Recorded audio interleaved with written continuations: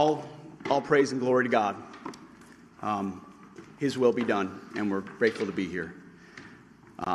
And as I said in my hearing, it was Jesus and Jenny. I would not be here without you, sweetheart. Thank you so much. I want to thank the President of the United States, our Commander-in-Chief, Donald Trump. We could not have a better Commander-in-Chief than him. It is the honor of a lifetime, sir, to serve under you. We look forward to having the backs of our troops and having your back in executing peace through strength, in putting America first, and in rebuilding our military. Mr. Vice President, thank you for breaking the tie.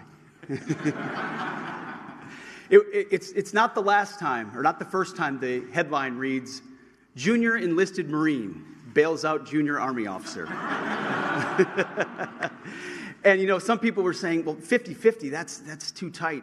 And Senator Mark Wayne Mullen was nice enough to take my kids up to the gallery to watch the actual moment that the Vice President sealed the deal.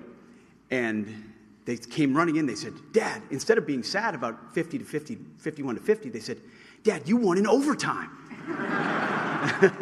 That's the perspective I like. So thank you throughout this process, Mr. Vice President, for being incredible.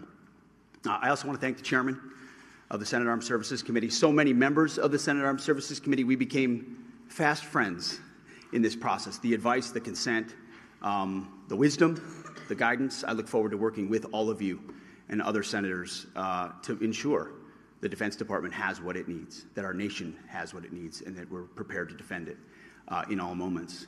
To my staff, amazing staff who were with us this entire process, I see so many of you through thick and thin. We used to look at the betting odds every once in a while on this. It was low at one point. Never do that. But we defied them.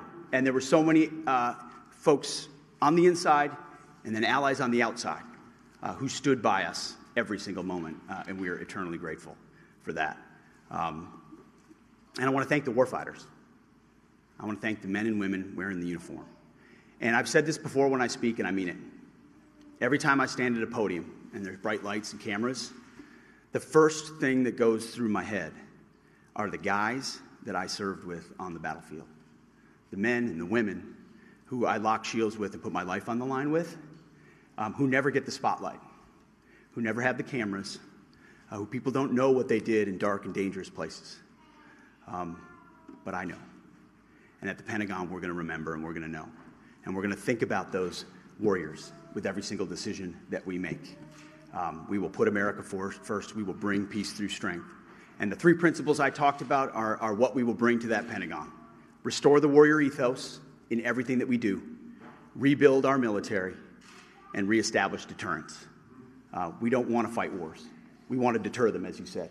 And we want to end them responsibly. But if we need to fight them, we're going to bring overwhelming and decisive force to close with and destroy the enemy and bring our boys home.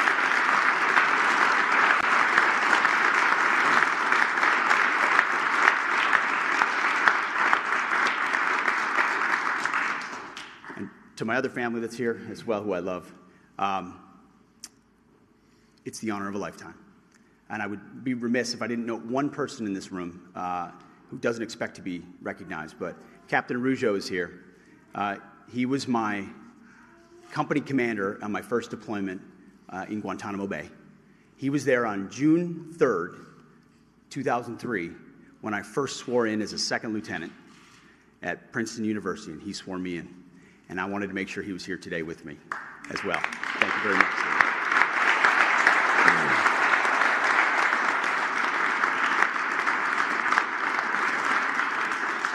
So, Mr. President, thank you very much to the American people. We have your back. We're going to get to work right away. God bless. Thank you.